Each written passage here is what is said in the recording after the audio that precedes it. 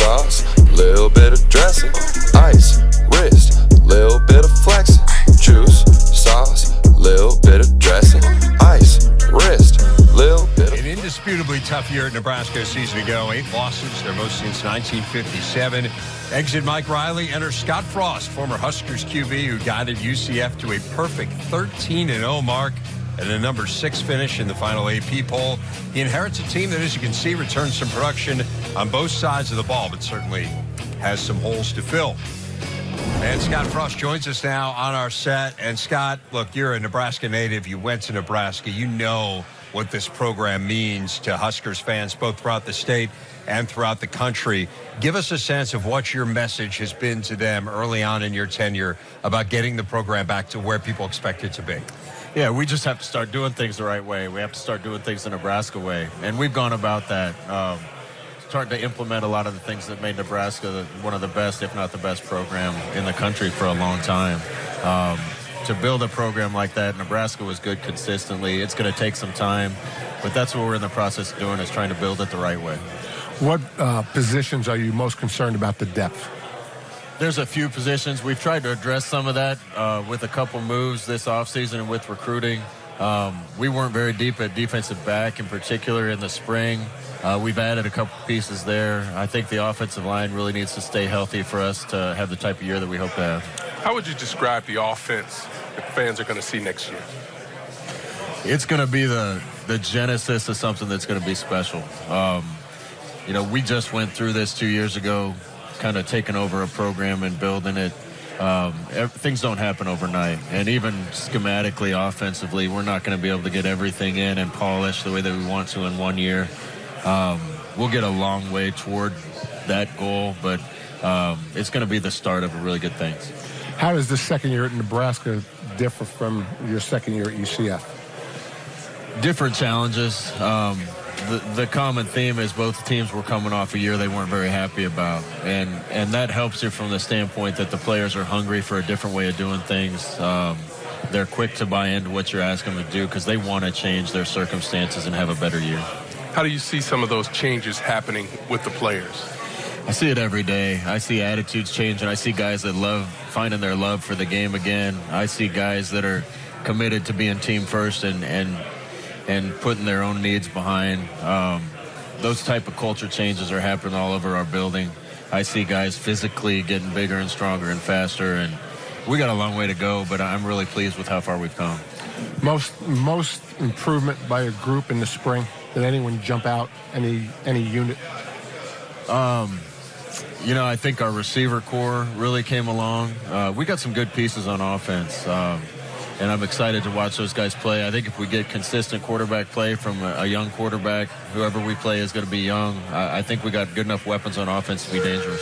You mentioned the quarterbacks. What are some of the things that they're going to have to do to show that they should be the starter opening day? They just got to manage things well. They got to take control of the offense and make it go. It's really on our quarterback to make it go, and that's why the quarterbacks in our offense are nationally known and Heisman candidates. I think we got two guys with a lot of talent. They got to be consistent, make quick, decisive decisions, and get the ball to the right person. There's a lot of things that stand out when you look back at the transformation you guys had at UCF. But to me, one of the amazing things is to start with a group of guys who went winless and to go undefeated. You really have to change mentality and change it quickly, get people believing in themselves. You've talked a little bit about guys being more dedicated, having a little bit more jump in their step. But how do you convince a group of guys who hadn't won that not only can you win, but you can win at the absolute highest level? You can win and not lose. I don't think that takes a lot of convincing. I think that just takes giving guys some confidence. Football players like me are dumb, right? We think we should win all the time. Even when you're not winning, you think you should have won. Just getting guys to trust in what we're doing, that's going to get them to where they want to go. Both programs, when I showed up, the common answer was we should have won a lot more last year than we did. So the guys believe it. To what extent have you relied on Tom Osborne for guidance? He's around all the time. I want him around. That's an unbelievable well of wisdom that I can tap into. He's been in my seat. He knows Nebraska. If I have any problems, I'm going to Tom. Has he given you any X and O advice? Yeah, you don't have to tell us what it is, although we would take it. But we might even go implement it. You know, there's a lot of similarities, actually, as crazy it sounds, between what we used to run and what we run now. There's some pieces of what we used to run that we're looking to kind of tinker with and add. When those things happen, he's going to be in the office, and I'm going to be asking him questions. But I think he's actually going to enjoy coming in and sitting and watching some of the practice tape with us and seeing how we call things and what we do. Speaking of Coach Osborne, you mentioned to me when I was there in the spring you might give up golf for fishing, and I said that you never would regret that decision. Have you done it? I'm close. Oh, Coach, you got it. Pull the trigger. No. Golf over fishing anytime. Pull the trigger, Come on. Coach. I went fly fishing in Montana and Jackson Hole, Wyoming for a week. So that lately I've been fishing more. I'm starting to transform. You know, a guy like you should know there's no reward for hustling golf, okay? And that's a reason you should never play it again. Except you get done faster. Coach, you've talked a lot about the walk-on program and beefing that back up. What do you want that to look like numbers-wise? Numbers are going to depend. You know, I think Title IX is a great rule. It gives anything that gives every student athlete an opportunity to chase their passions, their dreams is great. We got to decide what number we can fit on the football team and stay compliant with those rules.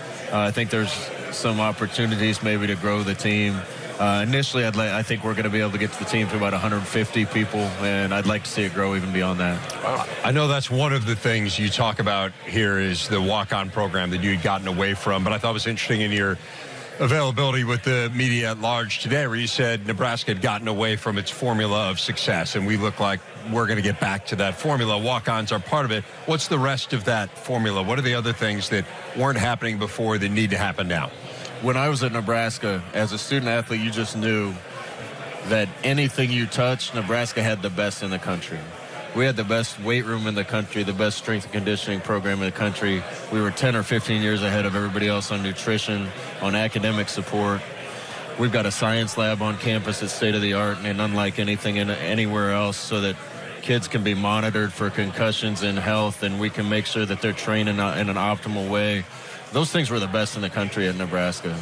Consequently, we developed players better than anybody else. Once they came to campus, Nebraska did more with them than anybody else, and they won championships. We've gotten away from all those things. We're starting to get those pieces back into place, and the student athletes that are coming to Nebraska now, I want them to have the same experience I had, and that's knowing they're getting the best and they're making the most out of themselves. I was at Colorado for 9 years. I saw what you said from the other sideline, and it wasn't pretty for us. Yeah, you know, everybody looked at Nebraska, especially the strength program and all that. I mean, that was their reputation. Yeah. It was 400 pounds on the stage, the raised stage in the weight room was legendary. Yeah. Oh, yeah. Some of the stuff there. Training table. Yeah. So you talk about the science labs and some of the things that you guys are great with. How's recruiting? How have you seen that change, that evolution, since you've been able to step into the seat? Recruiting's changed, and it hasn't. There's no hidden gems anymore. Relationships with high school coaches are still important, but not like they used to be. Kids want to go win, and kids want to go be around good people. So it's up to us to make sure Nebraska's winning at the clip that it should. I know we have good people in the building. We need to change people's perspective of what Nebraska's all about, and that's as simple as us doing our job and making sure that we get the wins.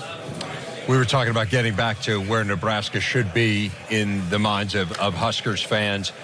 What about the black shirts? What does a black shirt mean to you? Well, listen, I still have nightmares about some of those guys. Being a black shirt's more to me than just being a starting defender at Nebraska. You know, part of it was the way we practiced. There were so many guys practicing at once that we had to have a different color jersey for our 2-off defense and our 1 defense, and the ones wore the black shirts. But they had to earn them, and you earn it through hard work, through effort, through dedication, through unselfishness.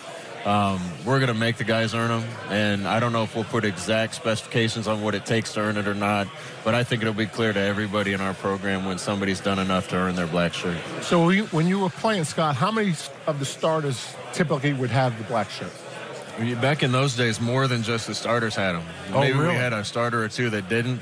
Right. But there might be 2 or 3 deep at a different position where they earn their black shirt. Really? But you don't want to mess with anybody in a black shirt. when we think about those great Nebraska teams, I hate to keep kind of hearkening back to this, but, you know, you're talking about this formula. Part of the formula is running the football. And we looked at Nebraska last year, and we talked about this a lot on our set. I mean, 13th in the Big Ten in rushing. How do you go about rebuilding that offense, and what will the rushing attack look like? We're going to do what we need to do to move the ball. I believe in our offensive scheme. I've seen it work at Oregon. We had the #1 scoring offense in the nation at UCF after being second to last in the nation the year before we got there. It took us 2 years to take it to #1. That's got to be a mix of run and pass. But we're going to put our guys in great situations to be successful. We're going to run an offense that kids are going to want to be a part of because it's special. And we'll see how far down the road we can get that offense this year, but I know it's going to be better than it was. I-back, tailback, I-back, still going to be the I-back, right? What are we doing there? Yeah, you We got might problems there. have to change the name down only you can get away with that. You be the only coach. Hey, Howard, I got bad news for you, though. No fullback. Hey, whatever it takes. Yeah. Whatever it takes. Yeah, give it a chance. We'll see. If we can get him back, we'll take it. Short yardage situation. I got nothing for you. Know your personnel, right? Yeah. Know your personnel. All right, Scott Frost, head coach of the Huskers. Thanks a lot, Coach. Really appreciate it. Thank you, guys.